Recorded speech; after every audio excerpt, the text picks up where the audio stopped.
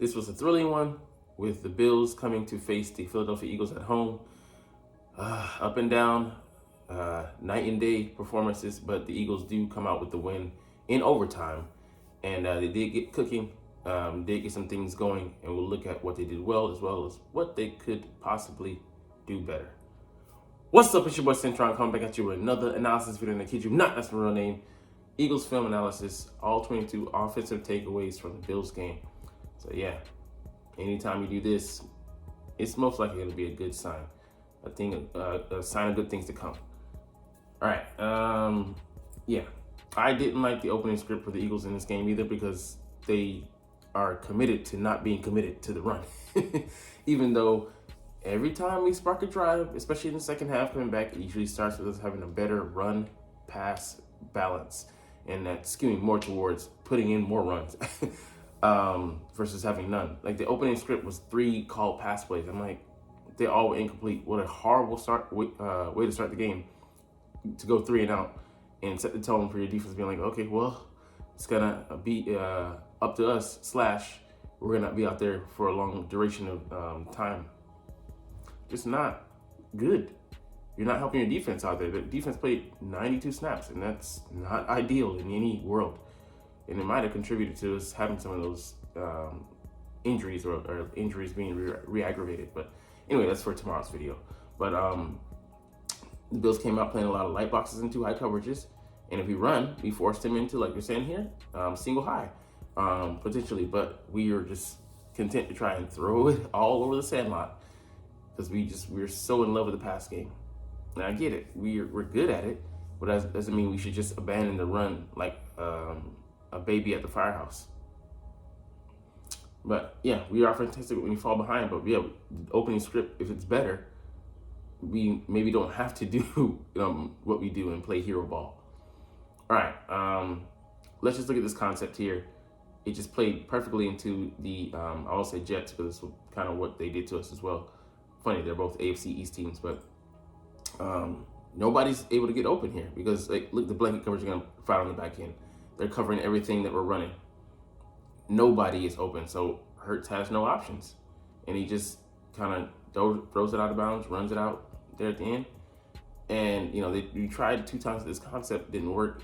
Just throw it out because it's not working. Maybe you can come back to it later in the game, but as is right now, it's playing right into their hands.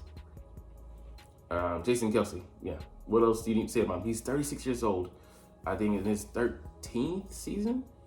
And he's still looking as spry as he was in his 20s, man. This guy's an athletic freak in the way he's able to get out there in space, man. Yeah, he has a defensive tackle over him. He can't pull. He wants to get to the second level, but what he does here just to do that. Sorry, let's run that back. He shoulder checks a guy and then gets to his guy. Gets to another guy there. Let's look at it again. Check, and then gets on the backside to the, I think that's his safety. I mean, just excellent. Who else does that? It's unorthodox, but only something that an athletic freak like Kelce can do. And then, he helps Cam Jurgens out there be able to defeat that block and just have him all out of sorts. He tries to reach, for Gainwell, but it's an arm tackle, and he runs right through that. And he creates that alley there. Kelce doesn't, that backside block, allowing Gainwell to explode up, get damn near into the end zone. I think down to the 1, and what we did after that. Tush push. All right. Yeah, Jalen Hurts. Yeah, maybe not seeing the picture very well here. So we run the RPOs. We have kind of minimized it in our offense this year, and I think that's hurt the execution of it, because if it's not something that you do often, you're going to be out of sync, out of sorts a bit. This interception here, yeah, on these kind of RPOs, got to be better. He pulls it out. Pause. But let's just run the play. And instead of going here for, I don't know if he couldn't get it to him. That's where he was going. I think he was going to the flat route. But he doesn't see that he's got, I think, Smitty here wide open.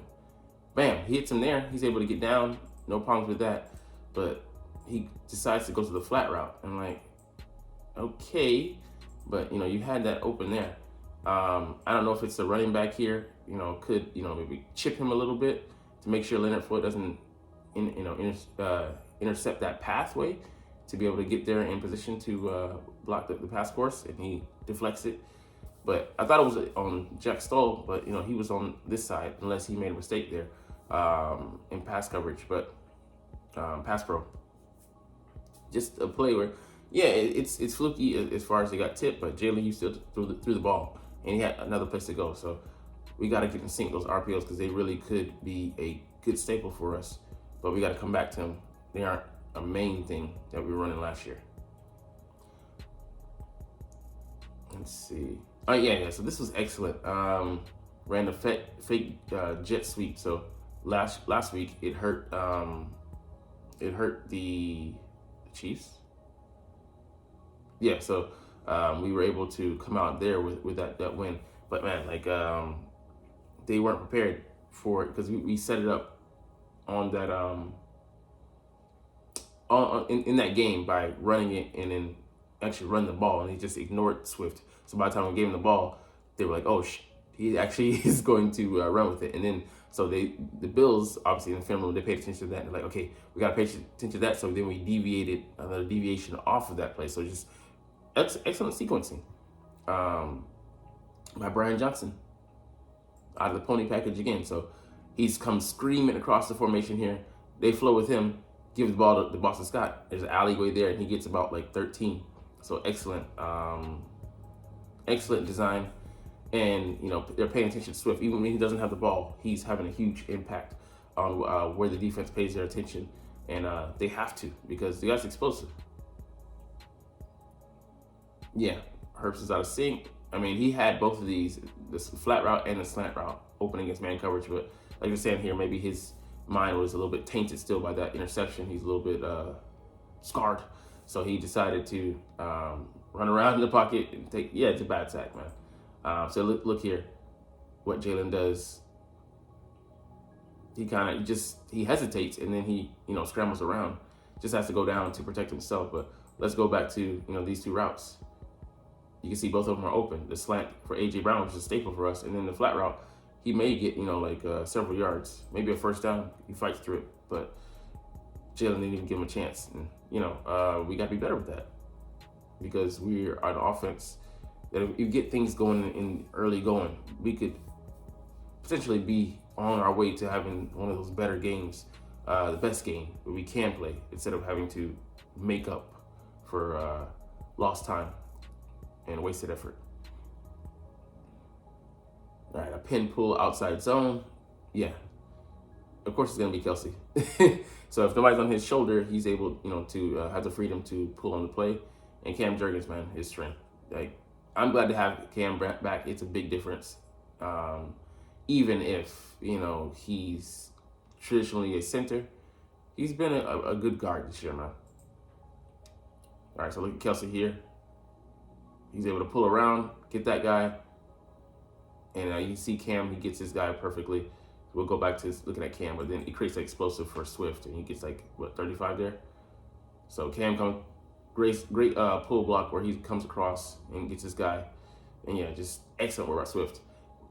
What's underrated is his work in traffic. He isn't running recklessly. He could maybe try to get some more yards there, but maybe he has the awareness to know that someone's coming from the backside. So preventing a loss of the ball, turnover, careless. He is running the lane that he knows. He can see where he has everything in sight. So excellent decision making by Agent Zero. And yeah, I mean, I'm trying to get Jason Kelce, Cam Jurgens, Mailata, Johnson, those guys into space because we're just excellent at doing that. All right, so yeah, we were able to get into a good flow, and then this was an excellent call. We sprinkle this into the offense, sprinkle. Seemingly every week, they forget about, we set it up because we have the tight end shift across the formation. He blocks majority of the time, 9 times out of 10. The one time they forget about him, we use him as a pass catching outlet, and he gets 14. So I think it's the only target of the game, but it was a big one. Set up another touchdown, which we'll get to 2 plays later. All right, so he comes across formation. They thought he was going to be a blocker. Bam! Steamrolls that guy, and he's hanging on for dear life. And he gets down to the 3, which is excellent, excellent callback. So sequencing again there by Brian Johnson. Like I said, if we're gonna make him the scapegoat, we gotta make him the GOAT when he calls plays, especially consecutively, and builds off of them, creating that schism in Bill's mind. Like, okay, they're doing this. Oh, they built off of that crap, and they got to just take the yard losses and get back to the huddle and then prepare for what's coming next. So yeah, 2 plays later, again they run the same play, and Brian Johnson knows that they're gonna want to stop the tight end. We throw to AJ Brown because he's open. We're playing off of that. So let's roll the tape and look at it here. So again, tight end there. They cover him, get him the attention. AJ is left single covered, and he's late getting there. So I mean, anytime that he's gonna be single covered, that's gonna be a good shot, good percentage for success for us to have. So Jalen throws it to him, and TD. AJ only had, I think, 5 for 37 and a touchdown, but he had like 7 or 9 targets. But they all mattered. Whether he's a decoy or not, Brown is going to be key to our success. All right, and I think I definitely think they're doing that on purpose. So even whoever, it doesn't matter. But we do play Julio Jones on a higher percentage of plays when he's not getting the ball, but he's on the field. I think mostly for his run blocking prowess with his 6'3" frame as well, and 220 pound size. But we threw a screen to him, didn't go anywhere again this week. Same down the distance, 30-14. I think maybe defenses will learn 30-14. Okay, they're gonna throw something to Julio, and then it's gonna be a setup for later in the game. But it's levels. There's levels to this thing, and we do that again, and it's a fake screen here, and then Hurts has to make the pass over the linebacker to Devonta, and it could be a precarious situation because he's throwing into, I think he's like surrounded by 3 guys, and he's able to get down, and avoid the big hit. But excellent throw by Hurts here, and of course the route run. But man, that play design is really what we're going to focus on here. So you see Smitty there in motion, and they hit a screen fake, and that's tough. He has a 2-way go. And safety has to decide whether he wants to defend AJ or defend Devonta. He chose Devonta. I mean, he was stuck. He floated towards AJ, which left more space for Devonta to haul that pass in, and he's able to get down before he takes a hit. I think he might have got grazed a little bit, but that could have been a huge concussion grade hit. But the play calling and the consternation by the safety, leaning, shading this way, really helped us out. Just excellent, man. And this one is the key. It's a scramble drill, man. The way Hurts is able to direct him, but he keeps the player alive, and he helps his quarterback out by coming back, creating that space and creating that panic for the defender. That he's crap, and then he's able to get in behind him, which you can't do as a defender, and catch that ball. Had a 14% chance of being completed. The most difficult touchdown pass of Jalen Hurts' career, and man, just excellent. They're in the rain at that, inclement weather, doesn't matter. Yeah, the last drive definitely. I mean, we were doing what we wanted to. We had set up so much, and we're using a lot of that in that last drive. We'll go, back to multiple things that we hit on this drive, but again, Kelsey pulling here. This is earlier in the drive, but again, it works, and then we use Agent Zero as a lead blocker here, and Cam Jurgens does the snap quickly. So you got the feature center, his clone next to him, and still very highly effective original there, just crazy. And he defeats that block expertly. I mean, there's a lead block by Swift. It just so much that works so well in that play, man. Kelsey coming in free. Cam Jurgens switching that block and getting off the ball so quickly. really taking that player out of the play. It just all, we're firing on all cylinders there. And then, Swift here, this is not something you can teach usually. It's just innate. He has the sense to, he knows that it's cut back, you can freeze it, and he's like, okay, I have, he's like, see the future. I have a lane here, lane here, lane here, lane here, or the backside gap. Which way do I want to cut it? And he can probably get positive yardage on a lot of those, but he chose the most difficult one. But he's able to cut against the grain, similar to, Shady, cut on dive 25, LaShawn McCoy. And just, you don't want him to do that. Be like, no, go. Yes. And he's able to get that last cut back and kind of, hop out of it. Just, man, I think that was a crucial 16-yard run for us. And at the point, I'm like, we're going to go down and score. And then, as we've called so much, a fake screen, because he doesn't have anybody on his shoulder again. So he's able to get out in front. And, they fall for Swift again. This time it's Swift instead of, it was a fake bubble screen to him.